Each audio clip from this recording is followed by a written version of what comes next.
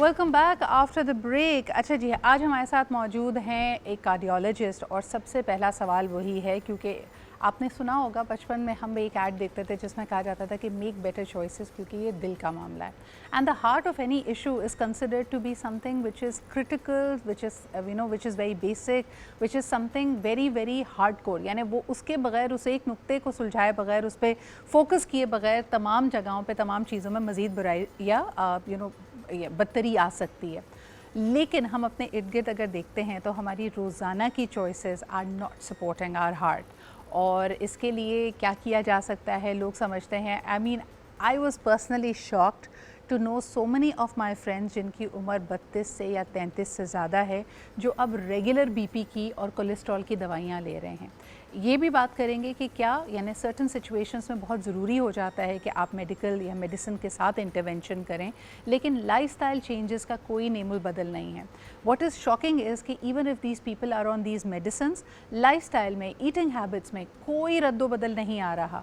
And let's try to get into the जो एक बात आमतौर पे की जाती है कि यंग एज में हम देखते हैं कि कार्डियक अरेस्ट या कार्डियक इंसिडेंट ज़्यादा फेटल साबित क्यों होते हैं।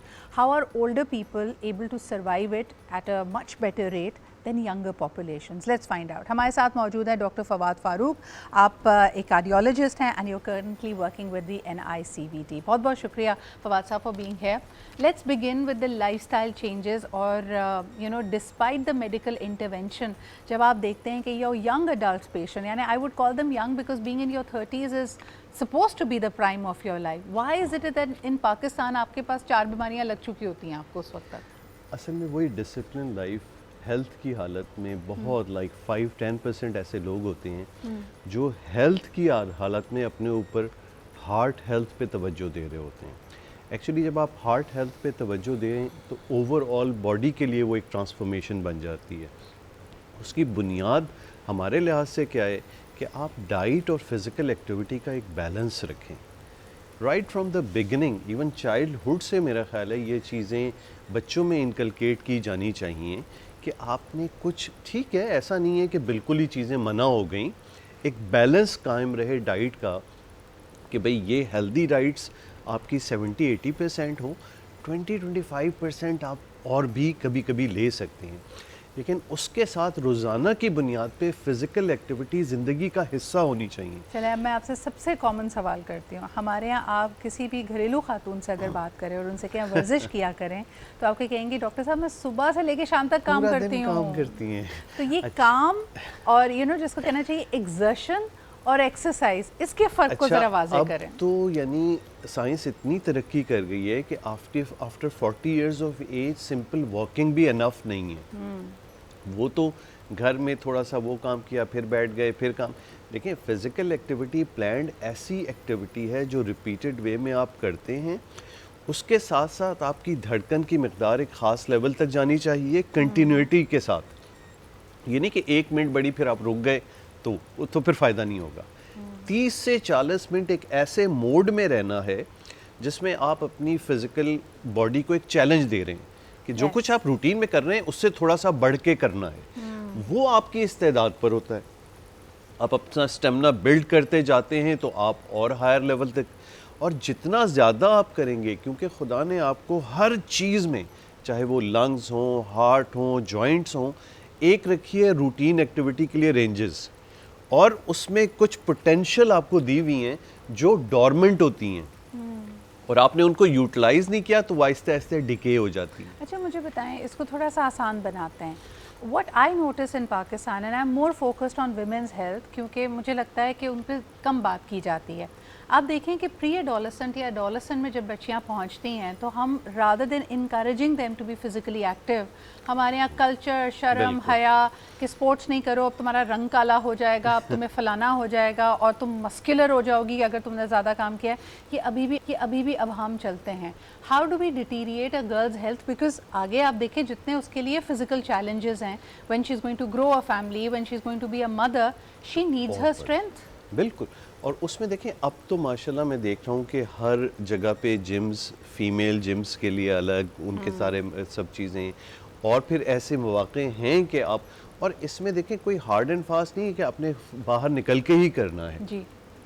आप किसी भी अच्छे फिज़िकल ट्रेनर से एक छोटा सा पैकेज अपने लिए बनवा लीजिए कि रोज़ाना की बुनियाद पे ये चीज़ें मुझे लाजमी करनी हैं, जिसमें मुख्तलिफ़ किस्म की फ़िज़िकल एक्टिविटीज़ हो गई जो आप एक छोटे से एरिया में भी की जा सकती हैं, जी लेकिन इसको ज़िंदगी का लाजमी हिस्सा बनाना ज़रूरी है। वरना होता क्या है कि आपकी एज के साथ थोड़ी सी ओबेसिटी आनी शुरू हुई, और ओबेसिटी हम वज़न को नापते हैं, वज़न नहीं है।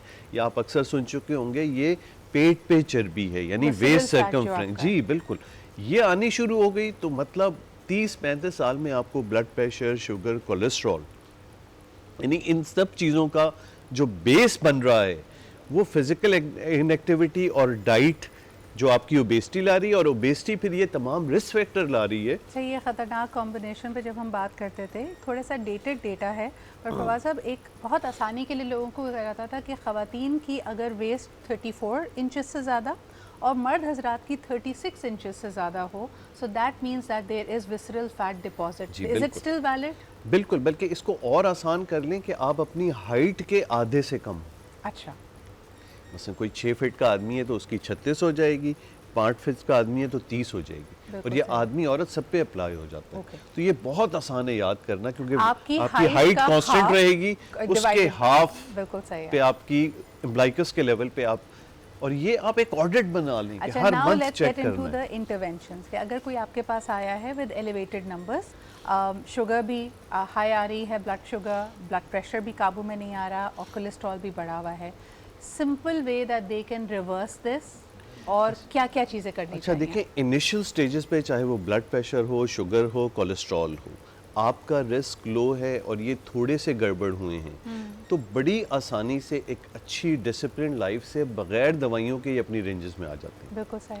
तो इसका मतलब ये है कि अगर आप ये सब कुछ कर रहे हों तो माइल्ड वाली चीज़ तो ज़ाहिर ही नहीं होगी, वो जब तक मॉडरेट या सवियर नहीं पहुंच जाएगी उस वक्त तक वो उन पैरामीटर्स में, यानी इसका मतलब कि अगर आप अच्छी फिजिकल एक्टिविटी और डाइट रखते हैं तो आपको जो चीज़ 35 साल में ज़ाहिर हो रही है वो 45 साल में ज़ाहिर होगी। ओके।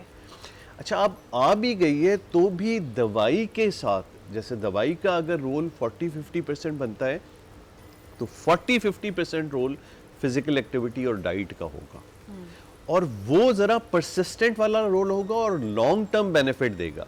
दवाई तो फौरी नंबर्स तो आपको कंट्रोल नज़र आएंगे, लेकिन आप फिजिकल एक्टिव नहीं हैं, आप डाइट में वही कुछ कर रहे हैं, तो समझे वही वाला काम कर रहे हैं कि जहर भी है, तरियाक भी है, सारा काम चल रहा है, तो वो नुकसान ज़्यादा पहुंच रहा है। बिल्कुल सही। कल मैंने एक रील पढ़ी और as somebody in my 30s I can so relate to it. लोगों ने कहा कि जी 30s में इतना प्रेशर प्रोटीन खाने पे है जितना शायद यंग एज में कोई स्मोकिंग या किसी और गलत आदत पे पड़ने का पीयर प्रेशर नहीं था। Why has carbs become such a villain and protein इतना हीरो बना हुआ है कि उनका बस नहीं चल रहा कि वो पानी में भी प्रोटीन डाल के हमें पिलाएं? अच्छा, प्रोटीन भी है, लेकिन मेरे लिहाज से ना ये एक बैलेंस होता है जी और उसमें ज़्यादा एलिमेंट, फाइबर्स का एलिमेंट बहुत इंपॉर्टेंट है। सही। तो फाइबर्स, प्रोटीन सेटली जब ग्रोइंग एज होती है, आप एक्टिविटी कर रहे होते हैं, स्पेशली मसल बिल्डिंग भी कर रहे हों, तो भी आपको प्रोटीन चाहिए होता है। और ये बड़ा इंपॉर्टेंट, आपने प्रोटीन के हवाले से बात की। अक्सर लोग जैसे 40 इयर्स के बाद समझते हैं कि उनको अब जिम या फिज़िकल या स्ट्रेंथ ट्रेनिंग्स की ज़रूरत नहीं है, जो एक गलत कॉन्सेप्ट आ गया है। अब ये कॉन्सेप्ट है कि बूढ़े लोगों को भी थोड़ी सी isometric strength trainings, muscle building की करनी है, क्योंकि मसल ने पूरे स्केलेटन को संभाला हुआ है। एज के साथ मसल लॉस होता है, और स्पेशली अगर आप क्रैश डाइट पे जाते हैं बिल्कुल and if you're not तो having मसल enough को protein, कायम रखना your muscles will- बहुत बहुत ज़रूरी है। और उसको कायम रखने के लिए number 1 your strength training has to be there बिल्कुल। और आपका प्रोटीन इनटेक होना चाहिए। अच्छा, इसमें एक और element we want to talk about the blood thinners.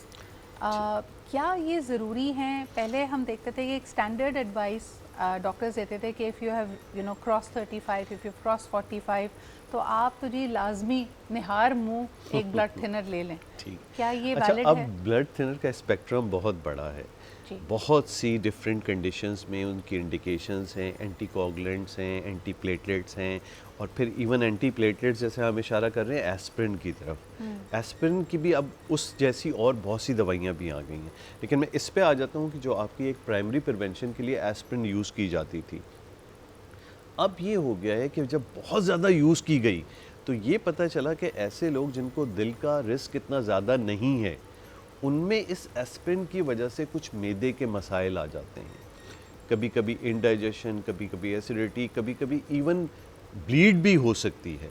Internal bleeding हो जाती जी है इसकी बिल्कुल। वजह से। तो फिर हमें ये रिस्क और बेनिफिट को वे करना पड़ता है सही। कि आप में अगर एस्पिरिन दे रहे हैं तो आप में देने की बुनियाद पे कार्डियक रिस्क यानी दिल के अमराज होने का रिस्क कितना ज़्यादा है कि आप में वो जो इंडाइजेशन या ब्लीडिंग का रिस्क हम लें। तो अब दुनिया भर में रिस्क कैलकुलेट किया जाता है। हर आदमी को ऐसा नहीं है कि भाई 40 साल की उम्र के बाद आप शुरू कर आप दें। मॉडरेट टू हाई रिस्क हैं। हमारे यहाँ चूंकि ये वेस्ट में तो अब इसकी बहुत ही लिमिटेड हो गई है कि ओनली जिनको मर्ज हो गया है वो, या कोई बहुत हाई रिस्क वाले।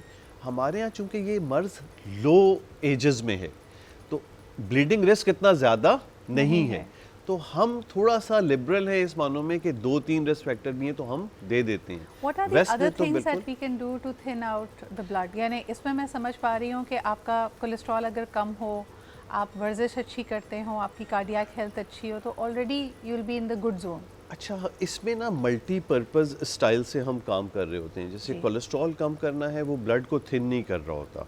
वो क्या और कर रहा होता है कि नाली में जो कोलेस्ट्रॉल जमा होना है, खून में जब कोलेस्ट्रॉल कम रहेगा तो नाली में जमा होने के चांसेस कम हो जाएंगे। ये ब्लड थिनर इसलिए होता है कि जब किसी की नाली में तंगी मौजूद है और खुदा न खास्ता किसी वक्त भी उस पर ज़ख़म आके हार्ट अटैक का खदशा शुरू होगा, तो आपके सिस्टम में ऑलरेडी एक ब्लड थिनर मौजूद होगा जो उसको उस तेज़ी से क्लॉट को बनने नहीं देगा और यानी- नेविगेट करेगा आपको जी उसको बिल्कुल। खतरे से। तो आप में वो शिद्दत हार्ट अटैक की कम हो जाएगी उसके बिल्कुल वजह सही। से। लेकिन 2-3 चीज़ें बेसिक्स हैं जी। खाना वक्त पे लें, खाना आपका हेल्दी होना चाहिए। जंक फूड जैसे डॉक्टर साहब कह रहे थे 10-20% आपके ओवरऑल, ये नहीं कि रोज़ाना एक मील चीट मील हो या 2 चीट मील्स हो, that is not a very good lifestyle. कोई ना कोई फिजिकल एक्टिविटी 30 मिनट की 35 मिनट की ज़रूर रखें। स्ट्रेंथ ट्रेनिंग हफ्ते में 2 या 3 दफ़ा ज़रूर करें, that is going to help you. And सबसे ज़्यादा अहम कि अपनी नींद पूरी करें। Quality of sleep is also going to help you restore and recover. बहुत बहुत शुक्रिया डॉक्टर साहब ज़ाकिर हमारे साथ बहुत मौजूद शुक्रिया। होने के लिए। तमाम इस तरह के अमराज से आपको और आपके पैरों को अल्लाह ताला महफूज रखे, लेकिन उसके लिए कुछ अच्छी आदतें आपको खुद भी अपनानी पड़ेंगी। लेते हैं एक छोटा सा break, will be right back.